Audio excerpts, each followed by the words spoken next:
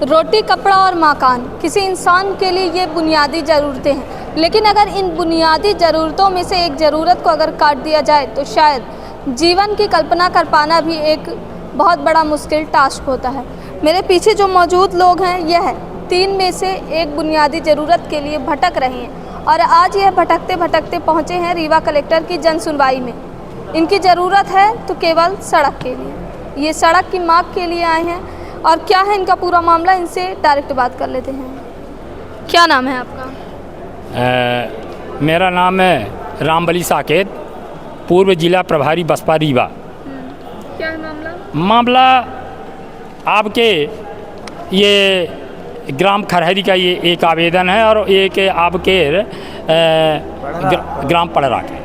तो ये जो खरहरी का आवेदन पत्र है तो ये करीब 100 वर्ष पूर्व से ये मध्य प्रदेश शासन के भूमि में आबादी निस्तार इनका हो रहा है और ये काफ़ी लंबे समय से मध्य प्रदेश शासन ये कह रही थी कि मैं गरीब, अनुसूचित जात, जनजात तमाम भूमिहीनों को मैं जो सरकारी भूमि में बसे हैं तो उनको सबका ज़मीन का हक अधिकार हम देंगे, लेकिन आज तक इनको हक अधिकार नहीं मिल पाया, जिसके कारण ये तमाम आए दिन परेशान हो रहे हैं। तो इधर मैं कलेक्टर महोदय जी के यहाँ ये आवेदन पत्र आप सब लोगों के साथ में इधर आए और अवगत कराए कि भाई सरकार तो बहुत घोषणा करती है लेकिन इनका आज तक तो पट्टा नहीं हुआ है। जो पट्टा नहीं है बेदखली तो और जानबूझ के बल्कि वे बेदखली करने की बात करते हैं। कौन करता है कि आप हट जाइए? बेदखल ये राजस्व विभाग। क्या कहते हैं? ये कहते हैं कि भाई ये मध्य प्रदेश शासन भूमि है तो आप लोगों का हक अधिकार नहीं है। एक तरफ शासन कहती है कि आपको पट्टा मिलेगा। अच्छा, तो क्या पट्टा आप लोग को मिला हुआ है? पट्टा नहीं मिला हुआ है। अच्छा, पट्टा नहीं मिला हुआ है, किसी को पट्टा नहीं मिला है। किस कारण कह रहे हैं कि आप लोग को बेदखल किया जाएगा?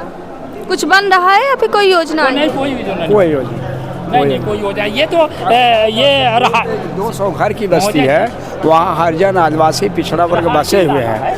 रहायशी इलाका, वहाँ कोई कब्जा पट्टा आबादी तक नहीं लिखी है, इसलिए श्रीमान जी कलेक्टर साहब यहाँ भी अच्छा, आप लोग यहाँ आए थे तो यहाँ क्या कहे? श्रीमान जी यह कहा गया कि मतलब आवेदन को सुना जाए और आवेदन तो अधिकारी क्या कहे?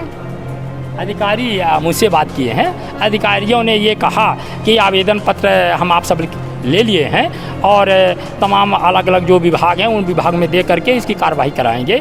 और दूसरी बात जो मैं आपसे कहने जा रहा था, ये ग्राम पड़रा का आवेदन पत्र है, वहाँ ग्राम पंचायत द्वारा PCC रोड निर्माण कराया गया था, लेकिन 100 मीटर केवल मुख्य मार्ग से, गांव के जो मुख्य मार्ग होते हैं उसमें जोड़ने के लिए केवल 100 मीटर दूर है।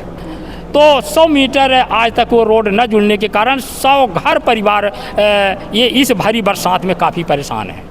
तो आप सब लोगों का मांग है कि वो जो अधूरा मार्ग है, यदि मध्य प्रदेश शासन है भूमि तो भी निर्माण होना चाहिए। यदि मान लीजिए यदि किसी के स्वामित्व एवं पट्टे के भूमि है तो हम प्रशासन और शासन से निवेदन करना चाहते हैं कि क्योंकि कोई घर के अंदर तो 100 घर परिवार बंद नहीं रहेगा, तो क्योंकि ये जो जमींदार हैं जिनके पास काफ़ी भूमियां हैं तो जनहित में यदि थोड़ी ज़मीन यदि 100 मीटर यदि आपके द्वारा सहयोग मिलता है तो हम चाहेंगे कि शासन और प्रशासन सहयोग करके और किसान से उस क्या बोले अभी यहाँ क्या बोले? उन्होंने ये कहा है कि हम किसान से हम बात करेंगे और जो अधूरा मार्ग है उसे जोड़वाएंगे। ये इस बात को लेकर के आश्वासन दिया गया है। ये पहली बार आए हैं? ये पहली बार आए हैं और उसे आप लोगों ने तो कई बार आवेदन दिया है। अच्छा। लेकिन मैं साथ में आज पहली बार मैं इनके साथ। ठीक है, तो ये थे इनके जो ये पहली बार आए हैं, हालांकि इनके साथ ये जो लोग हैं ये कई बार आए, जब इनकी समस्याएं नहीं सुनी गई तो एक बार फिर ये